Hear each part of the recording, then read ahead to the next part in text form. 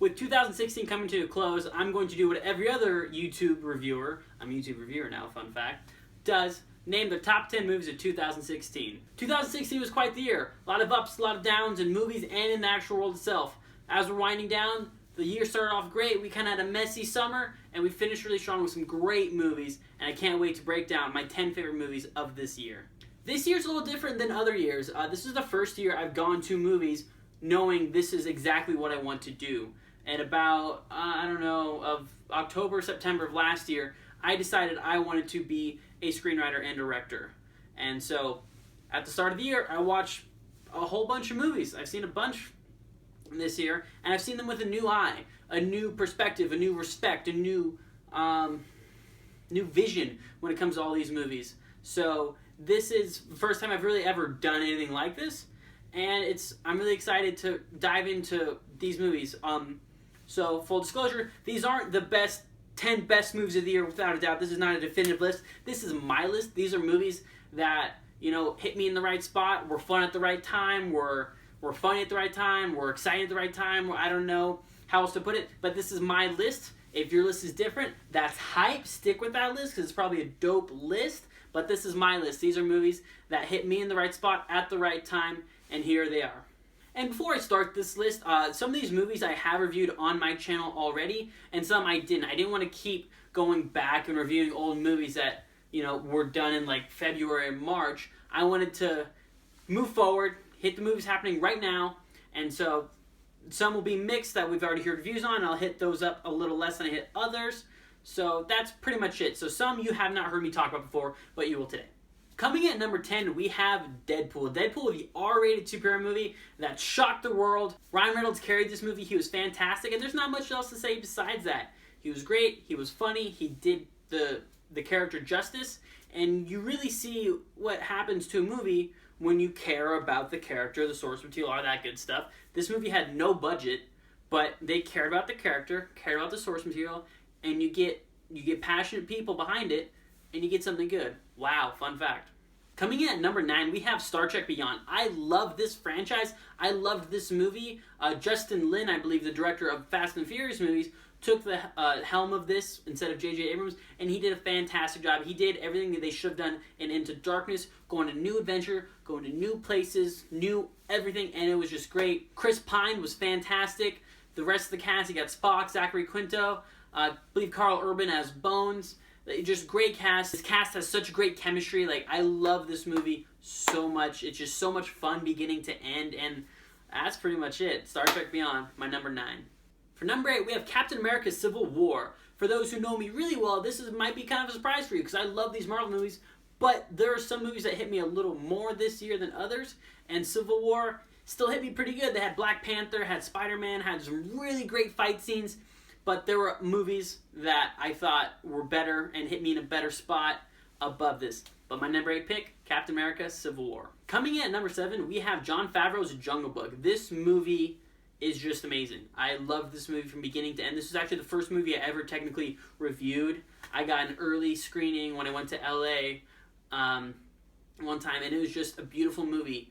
Bill Murray, Scarlett Johansson, Ben Kingsley. This was a fantastic cast. Fantastic movie, one of my favorite directors right now. This was a great movie beginning to end, and that's pretty much it. It was just so much fun, so beautifully made. It was almost the entire movie was CGI, but you can barely tell.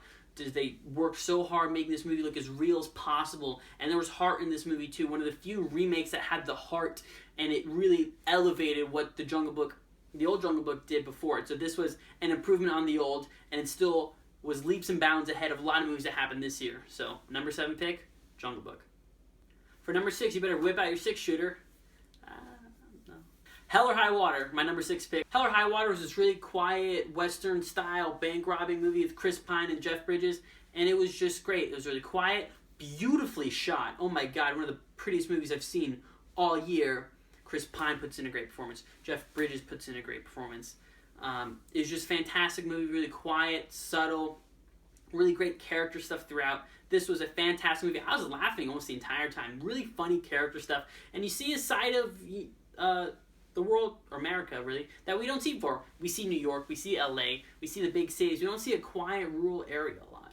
And that's what this movie did really well. You saw some interactions between some Native Americans and some Americans, obviously. And you see kind of a little bit of clash, a little bit of poking. It's really a lot of fun, this movie. And it was just fantastic, really. My number 5 pick is related to my favorite director and just person in Hollywood right now, Casey Affleck in Manchester by the Sea. This movie is absolutely amazing. A really quiet, long movie, very long movie, but it's great performances from both Casey Affleck and Michelle Williams, and it's just awesome. It's about this guy whose brother dies, and he has to go take care of his son at this point, and you just see the internal struggle throughout.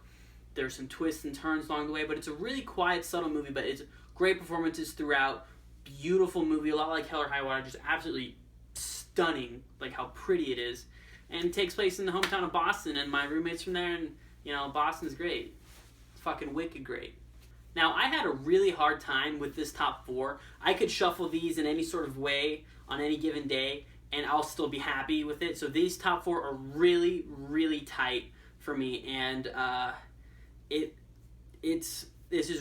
even when I pick my number 1, it's going to be hard to live with that because there were so many great movies this year. Great movies that I really, really enjoyed that inspired me in different ways. And these top 4 are head and shoulders above the rest. I enjoy those other movies, but these ones are damn near perfect in my eyes.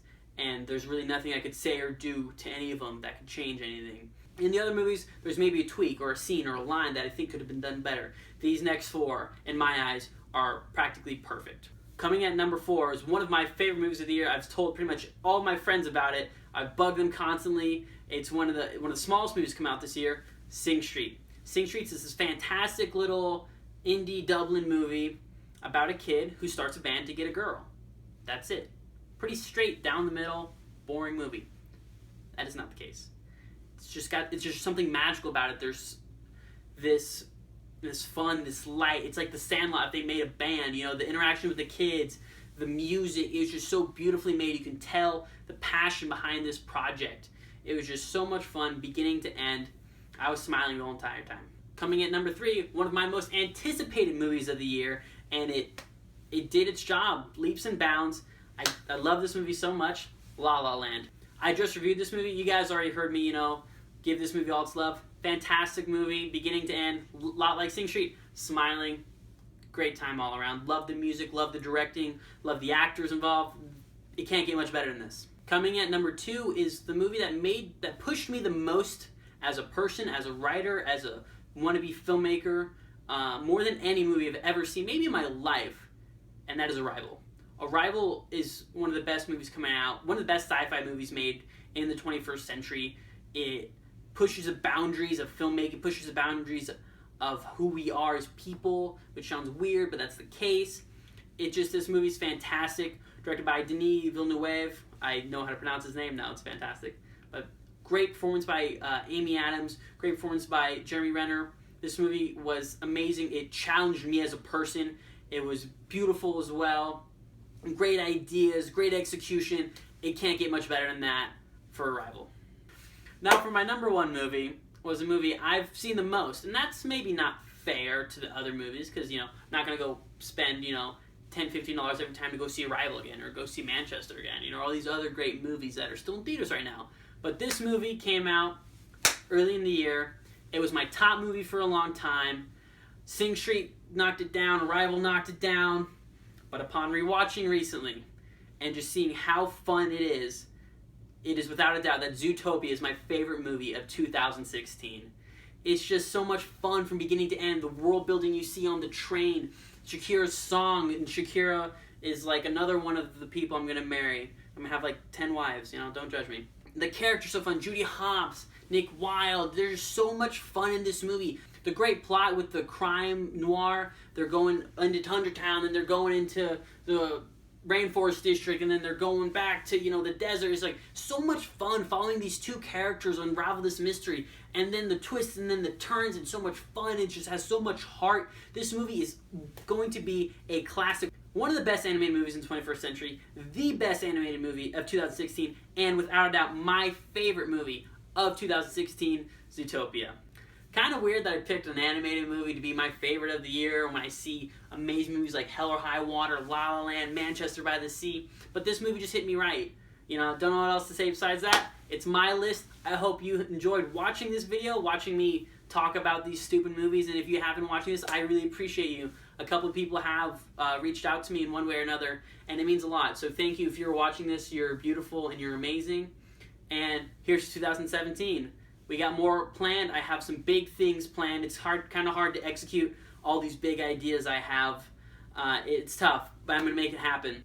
So with that being said, if any of these mouth noises made your ear holes do the hokey pokey, turn yourself around, hit that subscribe button, stay tuned for future content, future movie reviews, future movie pitches, and future whatever the hell from your boy. 2017, bring it on.